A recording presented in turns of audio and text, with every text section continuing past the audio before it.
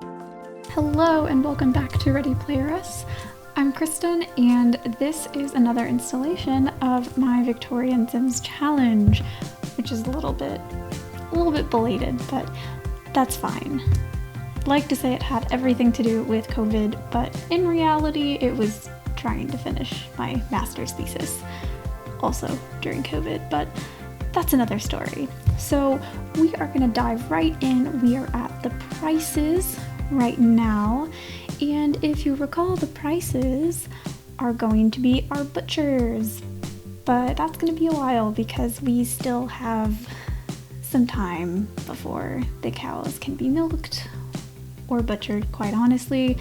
I didn't realize it while I was playing, but to butcher large animals like cows, your Sims have to actually have an elevated body skill, which I didn't realize at all during this episode. So we have Ada, Margaret, and Maxwell Edgar. We'll just call them Ada and Maxwell so I don't confuse myself tremendously. So we've got both cows and pigs here, and we have to feed them completely separate things. For a while I couldn't figure out how to feed them, but it's fine, we're there. Because we don't have any stores yet, I just put a little hay bale thing on the lot and they can just purchase hay directly from that. One day when we have more things in the neighborhood, they have to go out and buy their hay. But until then. And you will have to excuse the fact that I don't have any pregnancy mods. So when my Victorian Sims get pregnant, they kind of revert back to standard Sims 2 pregnancy maternity clothing. Looking into that, not there yet. So we're getting to know some of our neighbors. It's not going great, mostly because Ada and Maxwell are just really, really romantic with each other. You can constantly find them just canoodling and snuggling and all of this. I do really love the quaintness of this cottage. I think the prices have this cute little setup here. Oh, and just when you think the cuddling is over, it continues. I do like that. I mean, Ada's quite outgoing, so I guess it's not really surprising, despite the neighbors. I guess Victorian tact is not a thing in this game. So despite the fact that we high-key have a neighbor here, I am determined to share with you guys the mortality spreadsheets this episode. And so that means babies. We are going to use the Intimidator mod just to check and see if she's pregnant, not to cheat. No. Okay. So we'll have to try again. That's fine. Oh my god, they are so in love. They are so in love. Okay. Let's try this again. Second time's the charm. I don't know if you guys remember from The Sims 2, but I feel like I had couples that tried to have babies and would have to try like 8 times, and it was so frustrating. Yes! Alright. So I think technically she probably wouldn't have the baby until Thursday at this point, but we're gonna play until then because I've alluded to the infamous spreadsheets long enough. So we'll enjoy a little bit longer of Ada not wearing hideous modern maternity wear. I really need to find that mod. And so while she thinks about their escapades in bed, we have morning sickness. Yeah, that's the face of morning sickness. And it is almost 2 a.m. Maxwell is not tired yet, but we need to send Ada to bed because I swear to God if I have another miscarriage this episode. Okay, so this is an unpopular opinion, but I really hate the playable animals in every Sims game. I know that the pet expansions are always in the top of people's lists, but I just find them really annoying, and in The Sims 2, for some reason, maybe it's because of the CC I'm using, but they always glitch, and I'll have to repeatedly do the reset error thing. And so we live a proper domestic Victorian life, chatting over our dishes that glitch into the wooden table. That was definitely from a medieval expansion pack. Checking on the cows and the pigs. They're doing great. So we can actually have Maxwell collect the dung, and that can be used to create manure. We'll need a lot more of it though, so we'll get back on that probably in a later episode. And what I'm envisioning for them is to have a little store where they sell butchered meats and also manure for people's fertilizer and garden. Because right now I'm just like buying fertilizer from the catalog for my gardeners to use. And as you can probably tell, I love my game to be completely self-contained. So we'll get there one day. So you don't actually have to feed the chickens, which is kind of nice, because if you don't feed the cows or hogs, they will die very quickly. But the chickens are pretty low maintenance, which I think is probably kind of accurate. I wouldn't know. But see, all of these little roosts behind the well we can't actually use yet because we don't have a rooster. So I think maybe we'll sell some of this produce in buy mode, just to ignore that that's happening because we don't have a storefront yet. And we'll get a rooster. Or not. We'll get this stupid spice grinder, even though we definitely don't have enough herbs to actually grind into spices, and that's not part of our store plan at all, but okay, Kristen. Kristen of 6 months ago was not thinking properly here. And so what I do really love about the Intenimator mod especially, I can't even remember if this is a base game mechanic anymore, but your pregnant Sims just like drop needs so fast, and I think that creates an extra fun challenge. Oh dear, it's getting dark and we need to feed the cows. First trimester. Oh my god, her hunger and comfort are both low. We're gonna get her to bed ASAP, but first she's gonna eat because that's worse. That's absolutely worse, I think. And Maxwell's probably gonna get in on that food too. No, he just wants to be romantic with his wife. They're adorable. Second dinner, Maxwell's doing some light reading, although I think it's time for her to care for her needs and then hit the sack early so we don't have any disasters. All right, next morning, running through our basic morning routine pretty rapidly, eating breakfast twice because this fridge or stove or whatever this is pretty low quality, and so the food isn't super filling. I think that's how that works. So we've got some more neighbors here, and we're gonna collect some of our mustard and turmeric to use with our stupid spice grinder, even though you can't even use the spice grinder until you have 12 bundles of something, and they've got like 4 plants on the yard, so that is not gonna happen, but okay.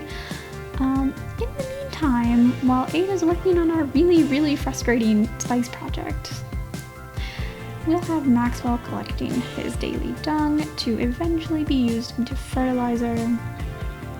But I do really love the harvesting mechanic with the little wicker basket, and just, it feels very universal and very enjoyable, and like, it makes me want to walk outside with a little wicker basket. Is that weird? No. My very first job was at a Renaissance festival. Obviously, I was a cool 18-year-old, and I sold the hair garlands, but when I was on break, I would walk around with this little wicker basket, and I had kept my lunch in it because we were like encouraged to, you know, maintain character at all times. But this kind of backfired because people just, like, I was dressed well, so you could tell that I worked at the Renfest. But people assumed that I was selling things out of the basket, which I wasn't, and so I kept getting stopped, and people were like, "What are you selling?" And I'm like, "This is my lunch, please go away." And they wouldn't. I guess they thought I was lying. Renfest is weird, but fun. Good first job. I like stopped looking for 2 seconds, and all of her needs went down dramatically. And we're in the second trimester, and oh my god, wait. Okay, I thought those were going to be contractions and I almost died, but it's fine. Please eat really fast. At least bladder isn't going to like make her have a miscarriage. And for once, she and Maxwell are actually eating at the same time, even though it's like 10 p.m. Weird schedule, but so it goes. And it is an early night for Ada because I have anxiety about everything.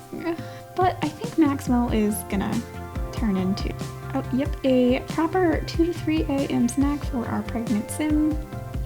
That actually seems pretty on point, even if you're not pregnant, but about 4:45, time for Maxwell to get up alone because Ada's gonna need some rest after that adventure of a midnight snack. And he's going to feed the chickens, I guess for fun, or collect some eggs. And then we're gonna, do our daily dung harvest. I guess we can call it a fertilizer harvest, so it's a little bit less uncouth, because this is the 19th century. But we've got a ton of fresh eggs, and oh look, bills. Could do without that. You have some freedom with how you want to engage with money in the game.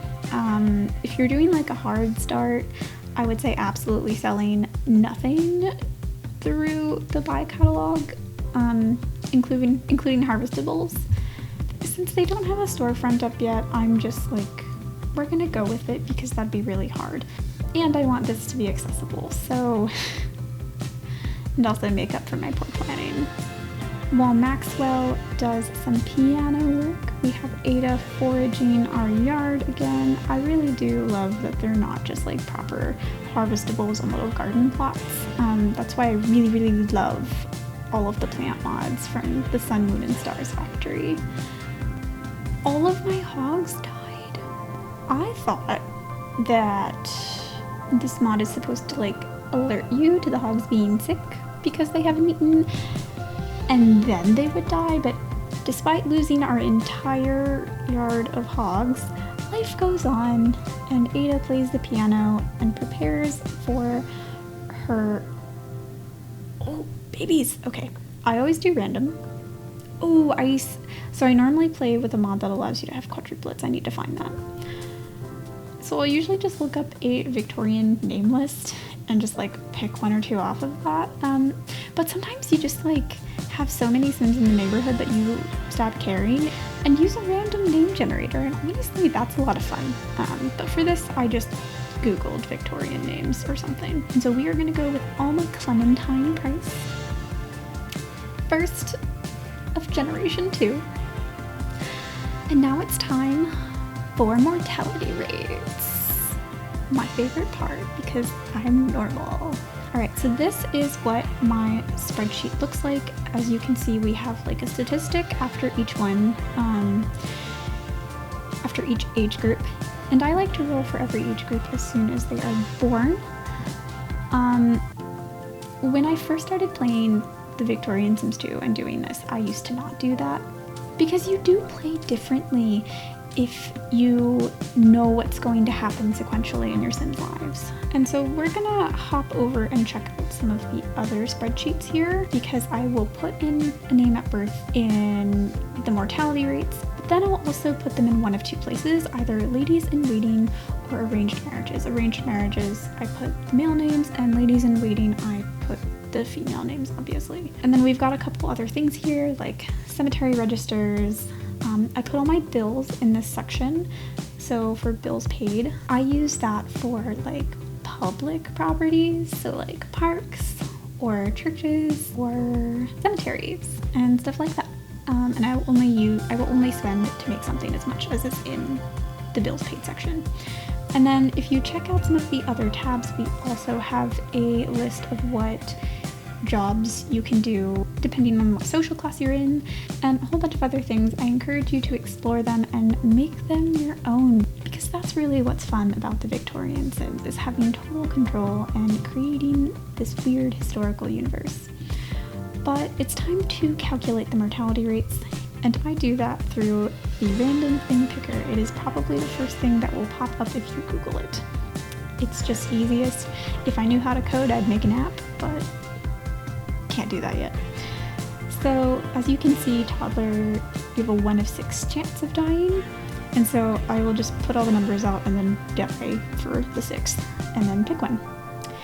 And if it picks anything other than die, you're good. And so I just adjust the numbers for each age group and keep going through, and we see what happens.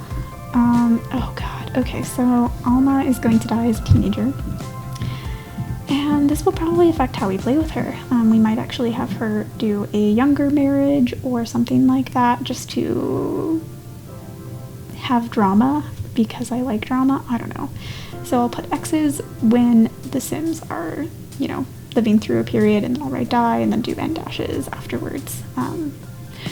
But yeah, that's all for today. Let me know if you have any questions about the spreadsheets, or if you have any recommendations or advice. That's also fun. But thanks for tuning in, and see you guys next time.